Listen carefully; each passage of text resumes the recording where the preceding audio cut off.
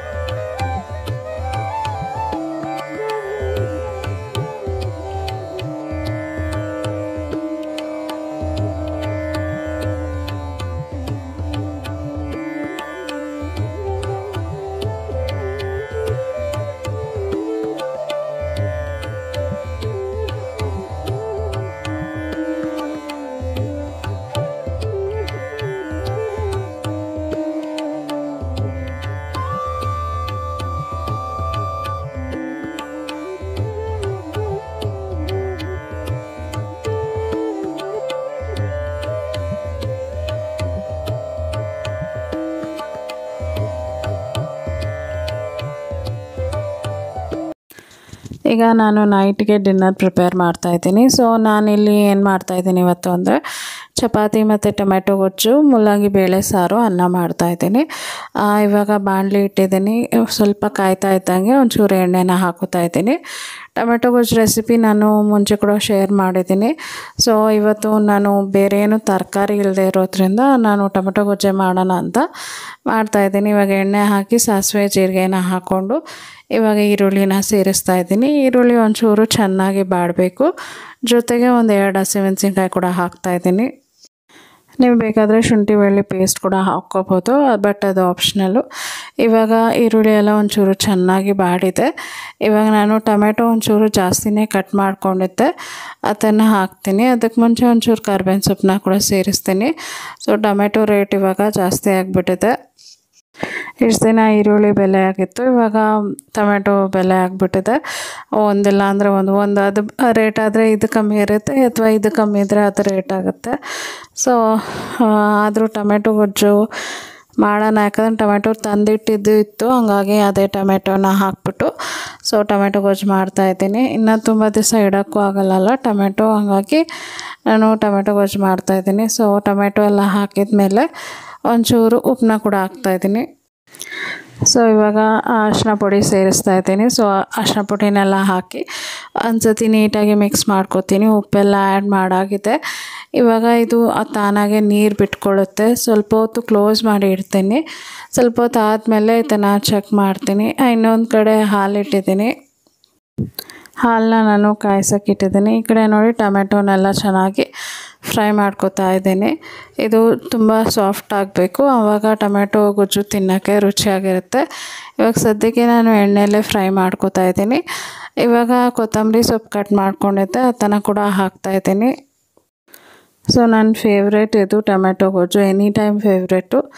But chapati ದೋಸೆಗೆಲ್ಲ ಇದು ತುಂಬ ರುಚಿಯಾಗಿರುತ್ತೆ, ರೈಸ್ಗೂ ಕೂಡ ಚೆನ್ನಾಗಿರುತ್ತೆ. ಸೊ ನನಗೆ ಸ್ವಲ್ಪ ಹುಳಿ ಅಂಶ ಜಾಸ್ತಿ ಇರುವಂಥದ್ದು ಎಲ್ಲನೂ ಫೇವ್ರೇಟೆ. ಸೊ ಸ್ವಲ್ಪ ಧನಿಯಾ ಪೌಡ್ರು, ಖಾರದ ಪುಡಿ ಇಷ್ಟನ್ನೆಲ್ಲ ಹಾಕಿ ಫ್ರೈ ಮಾಡ್ತಾಯಿದ್ದೀನಿ. ಸೊ ಇದು ಚೆನ್ನಾಗಿ ಫ್ರೈ ಆಗ್ತಾ ಇದ್ದಂಗೆ ಒಂಚೂರು ಕೂಡ ನೀರು ಆ್ಯಡ್ ಮಾಡ್ತೀನಿ.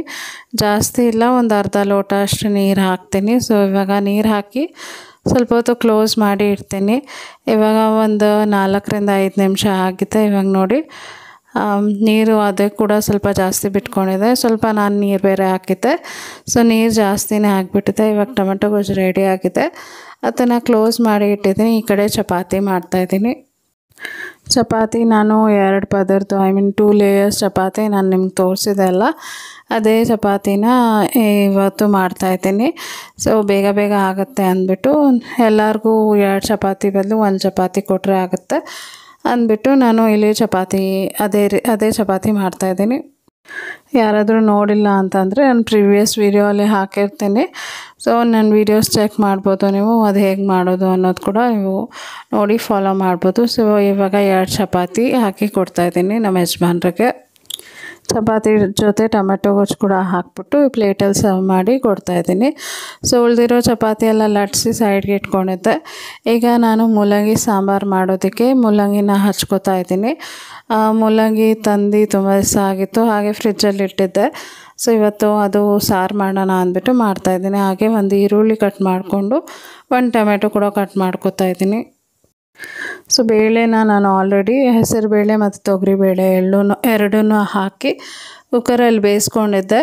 ಸೊ ಇವಾಗ 3 ವಿಸಿಲ್ ಆದಮೇಲೆ ಇಳಿಸಿ ಓಪನ್ ಮಾಡಿ ಇವಾಗ ನಾನೇನು ಹಚ್ಚಿಟ್ಕೊಂಡಿದ್ದೆ ನೋಡಿ, ಈರುಳ್ಳಿ, ಟೊಮೆಟೊ, ಕೊತ್ತಂಬರಿ ಸೊಪ್ಪು, ಮೂಲಂಗಿ ಅಷ್ಟನ್ನೆಲ್ಲ ಇದರಲ್ಲಿ ಹಾಕಿ ಮಿಕ್ಸ್ ಮಾಡ್ತಾಯಿದ್ದೀನಿ. ನೀವು ಬೇಕಾದರೆ ಸಪ್ರೇಟಾಗಿ ಮೂಲಂಗಿನೆಲ್ಲ ಫ್ರೈ ಮಾಡಿ ಕೂಡ ಮಾಡ್ಬೋದು, ಬಟ್ ನಾನು ಯಾವಾಗೂ ಇದೇ ರೀತಿ ಮಾಡೋದು. ಇದು ತುಂಬ ಚೆನ್ನಾಗಿರುತ್ತೆ. ಇದಕ್ಕೆ ಧನಿಯಾ ಪೌಡ್ರು, ಖಾರದ ಪುಡಿ ಮತ್ತು ಉಪ್ಪು ಇಷ್ಟನ್ನು ಹಾಕಿ ಮಿಕ್ಸ್ ಮಾಡ್ತಾಯಿದ್ದೀನಿ. ಬಟ್ ಆದರೂ ಏನೂ ಕಲರ್ ಬರ್ತಾ ಇರಲಿಲ್ಲ, ಯಾಕಂದರೆ ನಾನು ಅರಿಶಿನ ಪುಡಿನ ಸೇರಿಸೋದು ಮರ್ತೋಗ್ಬಿಟ್ಟಿದ್ದೆ. ಹಾಗಾಗಿ ನಾನು ಲಾಸ್ಟಲ್ಲಿ ಅರಿಶಿನ ಪುಡಿನ ಸೇರಿಸ್ತಾ ಇದ್ದೀನಿ. ಸೊ ಅರಿಶಿನ ಪುಡಿ ಎಲ್ಲ ಹಾಕಿದ ಮೇಲೆ ಮಿಕ್ಸ್ ಮಾಡ್ತಾ ಸ್ವಲ್ಪ ಗಟ್ಟಿ ಇದೆ ಅನಿಸ್ತು, ಹಾಗಾಗಿ ಇನ್ನೊಂದು ಸ್ವಲ್ಪ ಕೂಡ ನೀರನ್ನ ಹಾಕಿ ಮಿಕ್ಸ್ ಮಾಡಿ ಮತ್ತು ನಾನು ಕುಕ್ಕರ್ ಲಿಡ್ ಕ್ಲೋಸ್ ಮಾಡಿ ಗ್ಯಾಸ್ ಮೇಲೆ ಇಟ್ಬಿಡ್ತೀನಿ 1 ವಿಸಿಲ್ ಆಗೋ ತನಕ. ಸೊ ಇದು 1 ವಿಸಿಲ್ ಆದಮೇಲೆ ಒಗ್ಗರಣೆ ಹಾಕ್ಬಿಡ್ತೀನಿ. ಸೊ ಇವಾಗ ಬಾಣಲಿಯಲ್ಲಿ ಒಂಚೂರು ಎಣ್ಣೆ, ಸಾಸಿವೆ, ಜೀರಿಗೆ ಮತ್ತು ಬೆಳ್ಳುಳ್ಳಿನ ಜಜ್ಜಿಟ್ಕೊಂಡಿದ್ದೆ ಅದನ್ನು, ಮತ್ತು ಕರ್ಬೇವಿನ ಸೊಪ್ಪು, ಒಣಗಿದ ಮೆಣಸಿನ್ಕಾಯಿ, ಒಂಚೂರು ಹಿಂಗು ಕೂಡ ಹಾಕ್ತಾಯಿದ್ದೀನಿ. ಸೊ ಈ ಒಗ್ಗರಣೆ ಹಾಕಿದೆ ಸಾಂಬಾರಲ್ಲಿ ಹಾಕಿ ಮಿಕ್ಸ್ ಮಾಡಿಬಿಡ್ತೀನಿ. ಇವತ್ತಿನ ವ್ಲಾಗ್ ಬಂದು ತುಂಬ ಸಣ್ಣ ವ್ಲಾಗ್ ಆಗಿರುತ್ತೆ. ಸೊ ಇವತ್ತಿನ ವ್ಲಾಗ್ ನಿಮ್ಗೆ ಇಷ್ಟ ಆಗುತ್ತೆ ಅಂತ ಅಂದ್ಕೊಂಡಿದ್ದೀನಿ. ಈ ವ್ಲಾಗ್ ನಿಮ್ಗೆ ಇಷ್ಟ ಆದರೆ ದಯವಿಟ್ಟು ನಿಮ್ಮ ಫ್ರೆಂಡ್ಸ್ ಫ್ಯಾಮಿಲಿ ಎಲ್ಲರೊಟ್ಟಿಗೆ ಶೇರ್ ಮಾಡಿ. ಈಗ ನಾನು ಒಣಗಿದ ಮೆಣಸಿನ್ಕಾಯಿ ಎಲ್ಲ ಹಾಕಿದ್ದೀನಿ. ಹಾಕಿ ಇವಾಗ ಒಗ್ಗರಣೆ ಸ್ವಲ್ಪ ಫ್ರೈ ಆಗಬೇಕು, ಸ್ವಲ್ಪ ಹೊತ್ತು ಆಗಬೇಕು, ಒಂದು ನಿಮಿಷ ಆದರೂ ಬೇಕು. ಸೊ ಇದಾಗ್ತಾ ಇದ್ದಂಗೆ ನಾನು ಸಾರಲ್ಲಿ ಮಿಕ್ಸ್ ಮಾಡ್ತೀನಿ. ಆ್ಯಕ್ಚುಲಿ ಸಾಂಬಾರು ತುಂಬ ರುಚಿಯಾಗಿತ್ತು. ಖಂಡಿತ ನಾನು ಮಾಡ್ತೀನಲ್ಲ ಅದೇ ರೀತಿ ಟ್ರೈ ಮಾಡಿ ನೋಡಿ. ಸೊ ಅವಾಗ ನಿಮಗೆ ಇಷ್ಟ ಆಗುತ್ತೆ. ಇವಾಗ ಒಂದು ವಿಸಿಲ್ ಆದಮೇಲೆ ಕುಕ್ಕರಲ್ಲಿ ಓಪನ್ ಮಾಡಿದ್ದೀನಿ. ಸೊ ಮಿಕ್ಸ್ ಮಾಡಿಬಿಟ್ಟು ನಾನು ಒಗ್ಗರಣೆನ ಸೇರಿಸ್ತೀನಿ. ಸೊ ಇವತ್ತಿನ ವ್ಲಾಗ್ ನಾನು ಇಲ್ಲಿಗೆ ಮುಗಿಸ್ತಾ ಇದ್ದೀನಿ. ಈ ವ್ಲಾಗ್ ನಿಮ್ಗೆ ಇಷ್ಟ ಆಗಿದೆ ಅಂತ ಅಂದ್ಕೊಂಡಿದ್ದೀನಿ. ಈ ವ್ಲಾಗ್ ನಿಮ್ಗೆ ಇಷ್ಟ ಆಗಿದೆ ದಯವಿಟ್ಟು ಲೈಕ್ ಮಾಡಿ, ಶೇರ್ ಮಾಡಿ, ಕಮೆಂಟ್ ಮಾಡಿ, ಸಬ್ಸ್ಕ್ರೈಬ್ ಮಾಡಿ. ಮತ್ತು ನಾಳೆ ಒಂದು ಹೊಸ ವೀಡಿಯೋ ಒಂದಿಗೆ ನಾನು ನಿಮ್ಮನ್ನ ಭೇಟಿ ಆಗ್ತೀನಿ.